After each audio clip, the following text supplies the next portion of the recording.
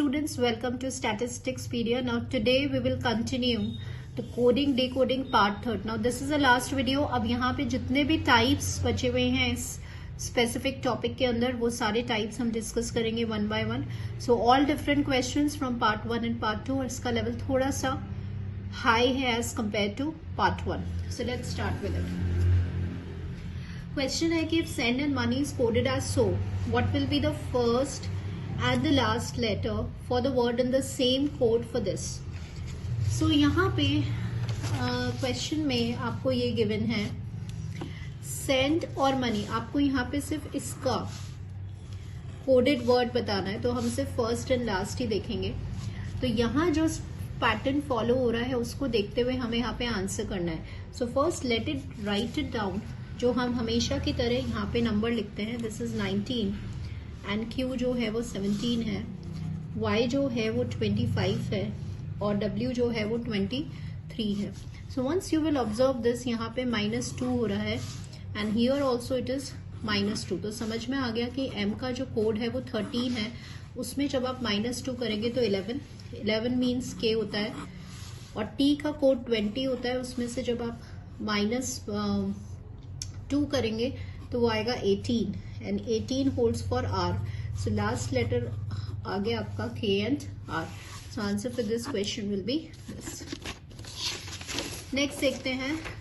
If green is coded as so, what will be the last letter of the word in the same code for this? So यहाँ पे हम देखते हैं कि green है और यहाँ I have written all the number numeric codes. तो सबसे पहले हम इसका ऑर्डर देख लेते हैं कि ये क्या पैटर्न फॉलो कर रहा है. जब 7 था तो यहाँ पे 6 आ रहा है, मतलब -1 हो रहा था. 18 है तो 19 मतलब +1, then again -1, then again +1 and then again -1. तो सेम यहाँ भी फॉलो होगा, -1 +1 -1 एंड +1. क्योंकि क्वेश्चन में लास्ट लेटर पूछा है तो E का +1 जब आप करेंगे तो 6 होता है and 6 holds for F. The answer for this question will be this. Next देखिए, if steering be coded as this, then how question will be coded? So this is the question which is given to you and let's observe the pattern. जब ये 19 था तो ये 20 हो रहा है, मतलब यहाँ पे +1 हो रहा है. जब ये 20 था तो 5 हो रहा है, तो यहाँ पे आपका डिफरेंस -15. तो ये पैटर्न फॉलो नहीं होगा. क्रॉस करके देखिए, G का होता है 7 और ये भी नहीं होने वाला, कुछ और ही फॉलो होगा. यहाँ पे TIG है ना. ओके, एक बार क्रॉस करके देखते हैं. अब now this is a new pattern for you. देखिए ऑल्टरनेट सीरीज दे रहा है ये, एक एक छोड़ के देखिए. E था तो यहाँ पे E बन गया, I था तो यहाँ पे I बन गया, और G था तो यहाँ पे G बन गया. मतलब एक एक छोड़ के बन रहा है TEIG, और फिर वापस वही रिपीट हो रहा है. तो ये अब इजीली आ गया. U था तो ये हो गया, फिर एक छोड़िएगा S, फिर एक छोड़ना है दैट इज I, अगेन एक ऑल्टरनेटिव S, और फिर से इसको लिख देना है USIN. तो this is a code for this. So USIN, this is the answer. Next question देखते हैं. If dig is coded as 60, then feed will be coded as this. तो हमें पता है कि हम यहाँ पे सिर्फ dig के जो भी नंबर्स हैं उनको ऐड करेंगे एंड चेकआउट करते हैं कि वो पैटर्न फॉलो हो रहा है कि नहीं. सो DIG जो है उसका हमने सम कर लिया, और सम करने पर it comes out to be 20, लेकिन यहाँ कोड में 60 दिया हुआ है, तो समझ में आ रहा है कि 3 से मल्टीप्लाई करने पर हो रहा है. सेम हम यहीं पे फॉलो कर लेते हैं.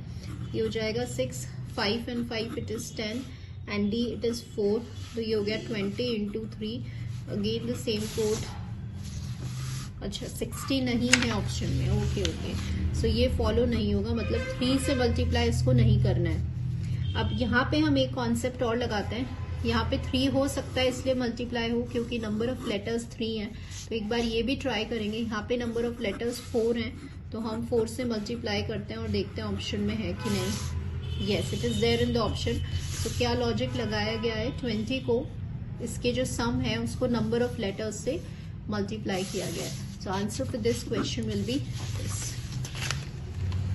नेक्स्ट क्वेश्चन है आपका, if engineer be coded as this, then the word producer be coded as what? So this is your practice question for you.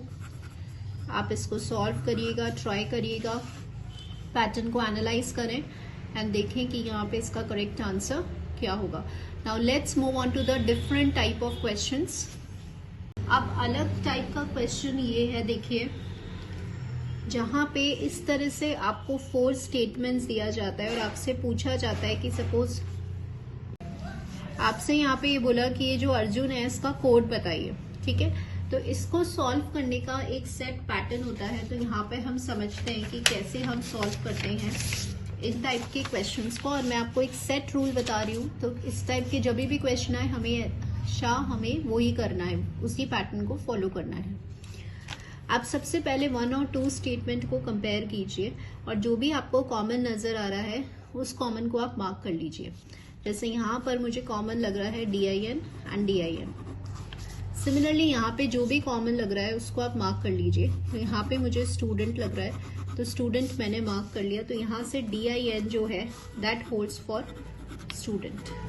ठीक है, ऐसे ही हर स्टेटमेंट को कंपेयर करके जो भी कॉमन दिख रहा है, जैसे अगर हम सेकंड और फोर्थ लेते हैं तो यहाँ पे हमें ये कॉमन दिख रहा है. ठीक है, सेकंड और फोर्थ में कॉमन दिखेगा, ये कॉमन दिख रहा है इज. तो यहाँ से समझ में आ गया DIN के इज होल्ड्स फॉर इज. अब आपसे पूछा गया है अर्जुन का, तो इज का भी निकल गया, आपका स्टूडेंट का भी निकल गया. तो आपको समझ में आ गया कि ये जो वर्ड है ये अर्जुन के लिए होल्ड कर रहा है. तो answer for this question will be this. This is how we solve these type of questions. Common लेके और कंपेयर करते हैं दोनों साइड से. यहाँ पे हम क्या करेंगे, बिल्कुल वैसे ही दोनों को कंपेयर करेंगे. Now once you will compare, तो ये स्टेटमेंट, ये जो वर्ड है ये कॉमन आ रहा है. यहाँ पर देखिएगा ये वर्ड कॉमन आ रहा है. तो KUN का हो गया डॉग्स. फिर देखें फर्स्ट एंड थर्ड में देख रहे हैं ये वाला कॉमन आ रहा है इसमें, और इसमें ये वाला कॉमन आ रहा है. ठीक है, इधर देखें इन दोनों में कॉमन क्या आ रहा है, आर आ रहा है. तो आर का भी आ गया. तो हमें टॉम और इसका मिल गया. अब आपसे क्वेश्चन में पूछा है बार्किंग. तो now it is very simple कि यहाँ से जब कंपेयर करेंगे तो SUD जो है that holds for barking. Now this is a question, students, practice question for you. So let me write it over here. Next video में I will tell you the answer for this. So try this question. बिल्कुल same है जैसे यहाँ पर बताया मैंने. यहाँ पे ये इस तरह से वर्ड्स थे, यहाँ पे नंबर्स दे दिए. ठीक है, so just try these questions. ये भी एक डिफरेंट पैटर्न है कोडिंग डिकोडिंग में जो आता है. सो this is for you now. Next question इसमें ये है. अब ये डिफरेंट टाइप का क्वेश्चन है, हम ये भी समझ लेते हैं. यहाँ पे इन्होंने सारे डिजिट्स एंड कोड्स दे रखे हैं और आपसे बोल दिया it is a very simple one. और आपसे पूछ लिया कि ठीक है इसका कोड बताइए. तो इट इज वेरी इजी. आपको सिंपल 5 का जो वर्ड है वो S वो लिखना है.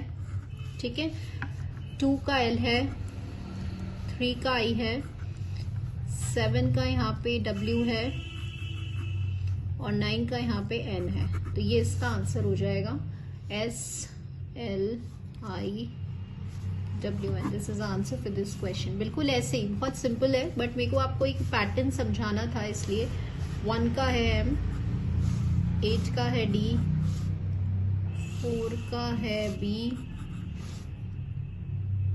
3 का है I, 6 का है J एंड 2 का है L. तो MDB IJL answer will be this. So now question number 10 जो है वो कम्प्लीटली डिफरेंट क्वेश्चन है. और दिस इज अ क्वेश्चन मैंने थोड़ा सा यहाँ पे करेक्शन किया है लेटर्स में. तो ये जो है वो आपका कंप्लीट क्वेश्चन था. And this you have to find the numbers. यहाँ मैंने यहाँ पे न्यूमरिक नंबर्स लिख दिए हैं. क्वेश्चन में नहीं होता है लेकिन जैसे हम सॉल्व करते हैं वैसे न्यूमरिक नंबर्स लिख दिए. सो अब हमें क्या करना है कि ये fill in the blanks fill करना है इनकी सीक्वेंस को देखते हुए. ठीक है, तो पहले हम ये वाला डिफरेंस देख लेते हैं कि ये डिफरेंस जैसे 4 नंबर्स का, ये डिफरेंस बहुत ज्यादा हो गया 11 का. फिर ये 12 का हो गया, ये 18 का हो गया, यहाँ से कोई डिफरेंस हमारा होल्ड नहीं कर रहा है। फिर हम क्या करते हैं, एक सीक्वेंस क्रिएट करने की कोशिश करते हैं कि जैसे ये 11 है तो साइड वाला नंबर 21 आ रहा है, ये 4 है तो 29 आ रहा है, 8 है तो 15 आ रहा है। तो कोशिश करते हैं कि क्या हम इसको इधर से नंबर से रिलेट कर सकते हैं क्या।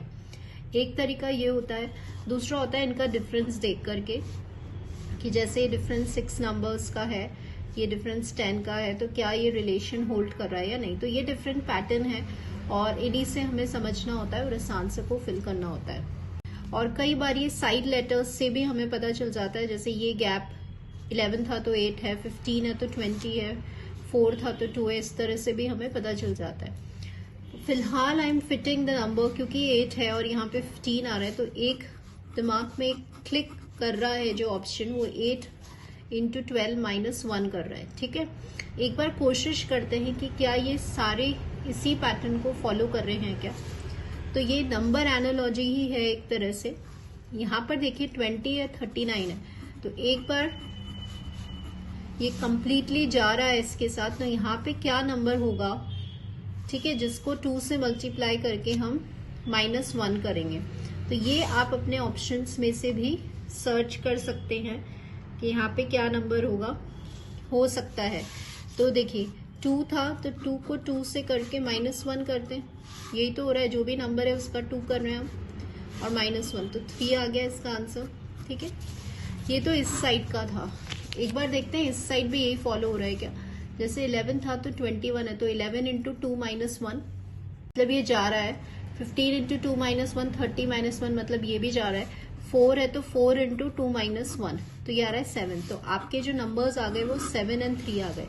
ध्यान रखना है स्टूडेंट्स, क्वेश्चन में 3 और 7 भी ऑप्शन होगा। पहला नंबर 7 है, दूसरा नंबर 3 है, तो answer for this question will be this. So 1 question for you now. ये मैंने आपको प्रैक्टिस क्वेश्चन दिया है जिसे आपको सॉल्व करना है, ट्राई करना है। डिफरेंट पैटर्न्स मैंने आपको बता दिए स्टूडेंट्स, गैप से भी क्वेश्चन सॉल्व हो जाता है। ये वाला जो हमने फॉलो किया है वो 2n - 1 वाला सीक्वेंस किया है। कई बार 2n + 2 से भी हो जाता है, कई बार इन लेटर्स के डिफरेंस से भी सॉल्व हो जाता है, इन लेटर का जो पैटर्न है उससे भी सॉल्व हो जाता है। तो यही कुछ 3-4 पैटर्न्स हैं जो मैंने आपको बता दिए। ट्राई जरूर करिए, this is a very good level of question. So this is all for today students, and now let's move on to the practice set. Part 2 का जो प्रैक्टिस सेट था उस पर हम मूव करते हैं और उसके आंसर्स डिस्कस करते हैं। So students, now let's discuss about the practice set for coding decoding, जो पार्ट 2 हमने किया था। तो उसके एक बार हम आंसर्स डिस्कस कर लेते हैं। फर्स्ट क्वेश्चन देखिए, if tour it is written in a certain code as this, clear as this, pair as this, then what will be the 5th digit for the sculpture in the same code? So सबसे पहले हम यहाँ पर ये जो codes लिखे हैं उसको चेक करेंगे कि क्या सारे कोड्स जो हैं वो मैच करते हैं या नहीं। सपोज देखिए यहाँ पर हम पहले क्रॉस चेक कर लेते हैं। तो वर्ड्स जो कॉमन है, जैसे R यहाँ पर है, यहाँ पर है और यहाँ पर है, इसका कोड 4 है, this is also 4, this is also 4, that means true.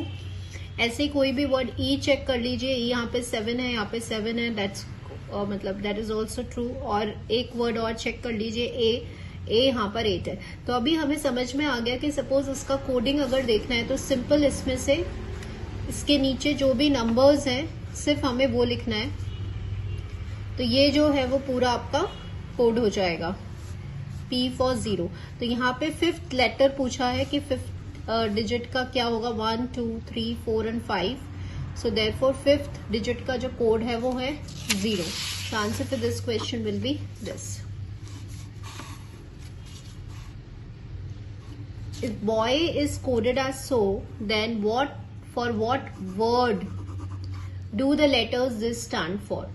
तो बॉय का कोड दिया हुआ है, यहाँ पे कोड दिया हुआ है और वर्ड निकालना है, तो ये लैंग्वेज पार्ट समझना बहुत इंपॉर्टेंट है। So now this is a very very good question students. यहाँ पे जब हम कोडेड देखते हैं कि यहाँ पे वी हैव 3 लेटर्स हैं हमारे पास इस वर्ड में, तो काउंट करिएगा कि हमारे पास we have 6 letters, right. So pairing करने पे ही हमें ये कोड मिलना चाहिए।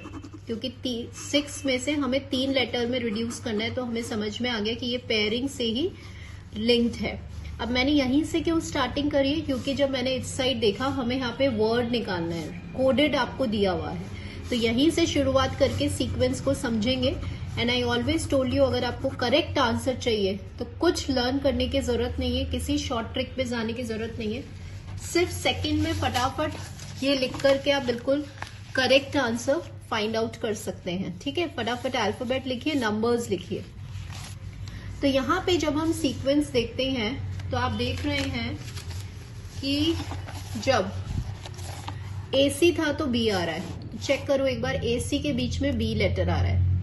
जब NP था तो O आ रहा है, यहाँ चेक करो, NP था तो बीच वाला लेटर आ रहा है। ठीक है, XZ के बीच वाला लेटर। अब सीक्वेंस समझ में आ गई। अब यहाँ पर आइए RT, तो RT के बीच वाला लेटर S हो गया, फिर है NP के बीच वाला O हो गया, फिर है MO, इस MO के बीच वाला N हो गया। तो क्विकली हम आंसर करेंगे और 100% करेक्ट होगा। ठीक है, that matters a lot. So answer for this question will be sun. Next